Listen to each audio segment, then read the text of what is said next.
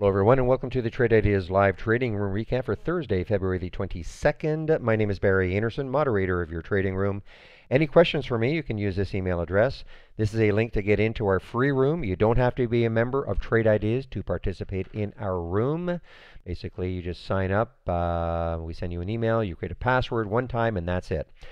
This is a subscription link. You'll see a promo code there for 15% off instantly, either on a monthly or an annual. The monthly is only for the first month, though, okay? The annual, obviously, for the whole year. I open the room at about 9 o'clock. That's when I start to share my screen, and I get live on the mic at 9:05. I go to 3:30 Monday to Thursday, and usually knock off at about 3 o'clock on Fridays. All right. Well, yesterday, this was a bit of a different day for me compared to yesterday.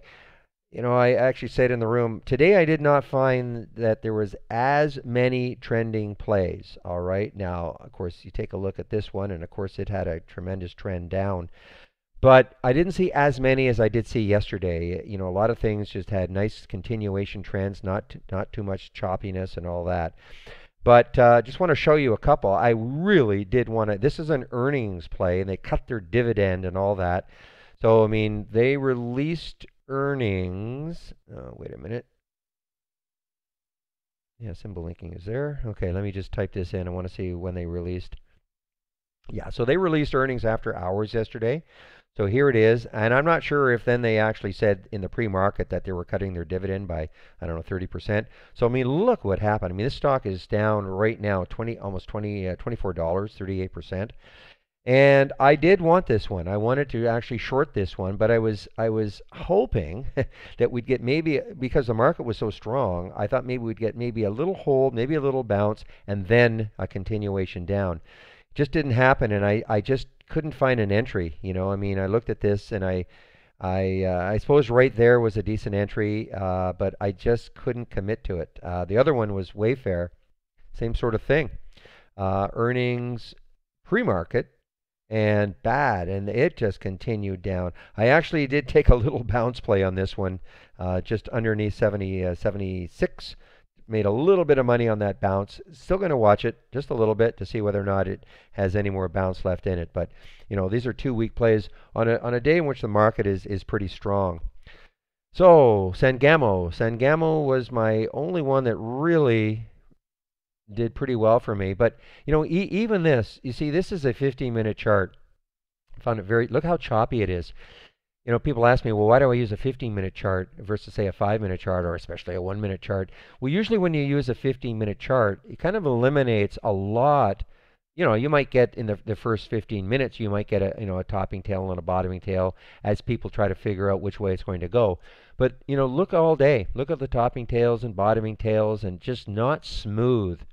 So, that's what I kind of found with a lot of the things that I was looking at. Now, I was able to get this one, 26.35, and this is an earnings play. 26, that's close enough. Right here on this candle, and typically I don't take the first 15 minutes, but look what it did. All the way up to 27.30. I was able to get some out at 26.80, but then it came right back down. And I basically got out flat on the second part. So it was a nice, quick, early trade because I sold most of my position up here, holding up because I'm always leery of a stock trying to break through a whole number early. So that's why I decided I thought I would sell most of my position and to see if it actually pulled back, which it did, and then I sold out basically flat. Now I'm looking to get back in. I mean, this is a strong stock, but again, it's just so darn choppy. So I have to see what happens later on. This is one that was really scary. Another earnings play, AYX. Got into this trade right, and the reason it was scary is that it was very, like the spread was bad. I mean, it was, sometimes 20, 30 cents. And I was able to get it at 34.92, about right there. And then it almost immediately popped up to 34.561. Couldn't have sold it there, and I couldn't have sold it there either because the spread. You can only sell really at the bid. So I could not have really sold it at these tops, but I was able to get out at some at 35.30, and then when it came, and then this candle, this is when I was taking my break, and luckily today, you see it's right at noon. Luckily today I wasn't wasn't doing exercising today, though I probably still could have got out, but I was sort of sitting at my computer watching this, and so I bailed right around here, and then watched it collapse completely. And let's see, what else is there? I took one Holly trade. I had high hopes for this one. Just didn't work out. Glog. Oil, energy stocks were pretty strong. So Holly this was the alert at 1810. Got in at 1825, I think. Yeah, 1825. Right about here. After that pullback, got in right here at 1825. Looked decent. Looked like it might want to, get into the 1850s.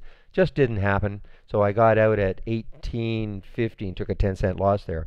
Now this was the frustrating play for me today. I'm holding out that maybe it'll still come back, but this is a lifetime high. If you take a look at the daily chart,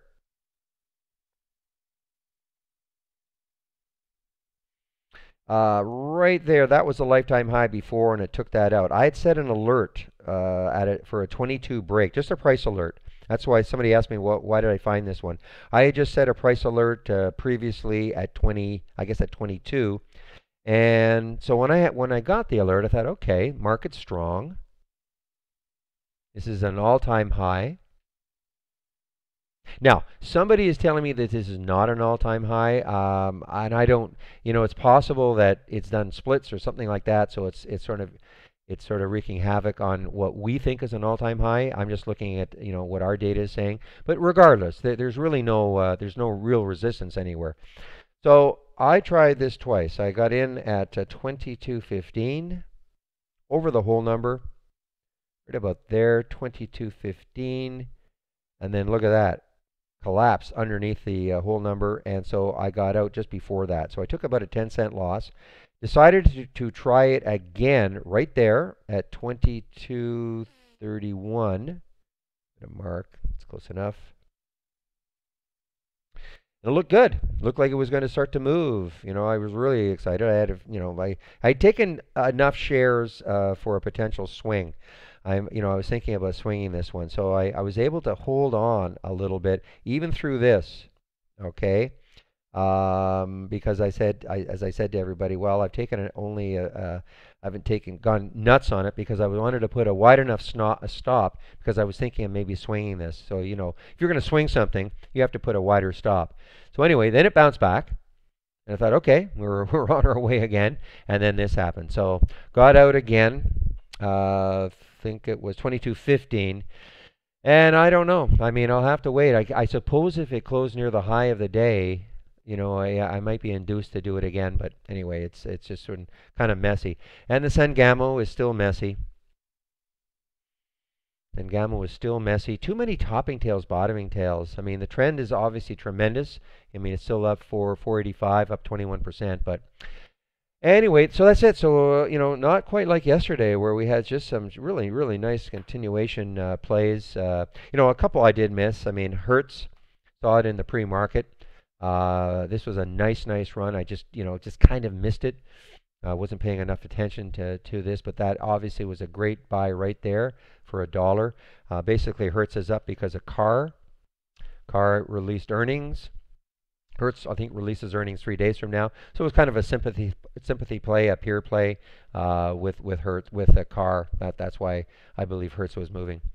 All right, everybody. Well, I hope tomorrow's Friday. I'm hoping maybe we get a little better, for me anyway, the ones I was watching, better trend continuation. We'll just have to see what happens. So I'll bring back my capture program.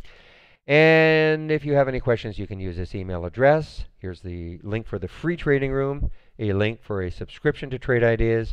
I'll open the room tomorrow at about 9 o'clock Eastern Time. That's when I start to share my screen and get live on the mic at 9:05. Tomorrow I'll go to 3 o'clock. That's it. So I hope everybody has a great evening, and we'll see you in the trading room tomorrow. Bye-bye.